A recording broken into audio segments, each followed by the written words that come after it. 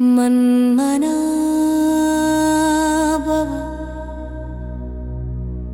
मन्मना भव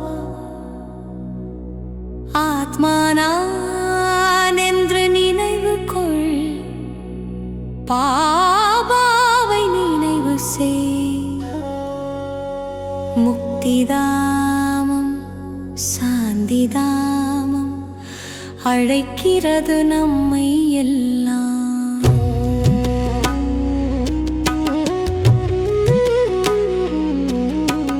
ஆன்மீகடிரில் இது தந்தை தந்தது, ஏறி செல்லும் ஏணிது.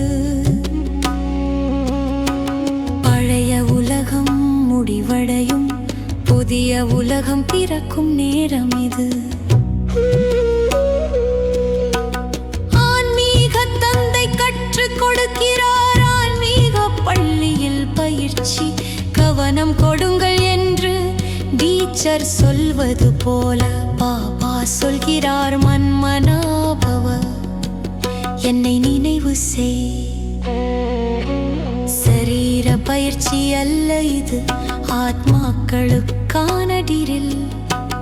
அசரீரியாகி விடுங்கள், என்னோடு நினைவில் இருங்கள்.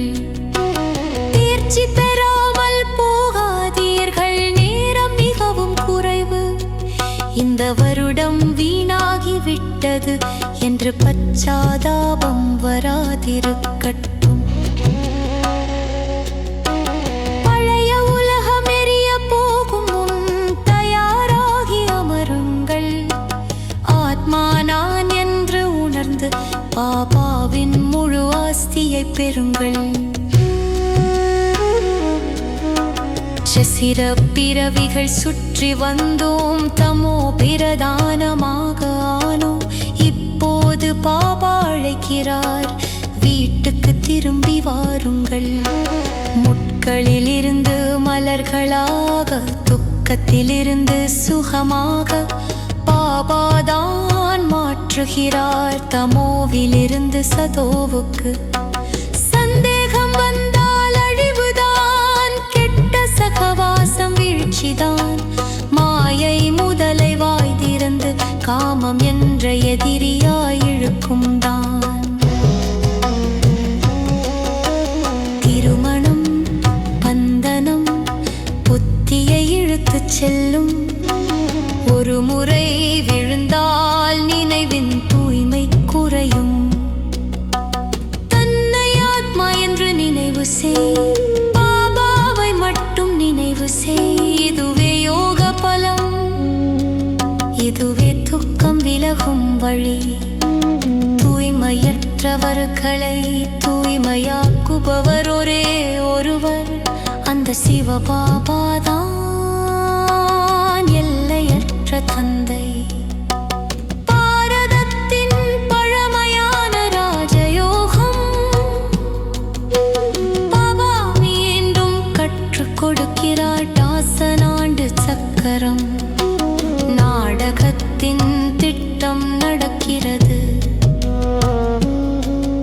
எது கடந்ததோ அதுவே மீண்டும் கல்பம் முடிந்து திரும்பும். இன்னும் சில நிமிடங்கள் தான்,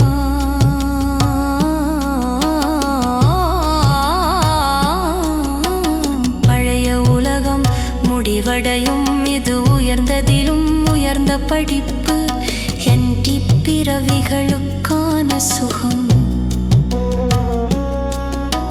ராஜா ராணி பிரஜை வரிசை கிரமம் உண்டு, ஞானத்தின் மூலம் சத்கதி கிடைக்கும்.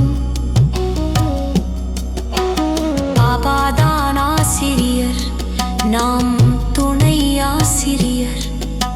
சுவாசத்தை வீணாக்காதே, ஞானத்தால் பயனாக்கு. எவ்வளவு நேரம் கிடைக்கிறதோ யோக பலத்தை சேமி.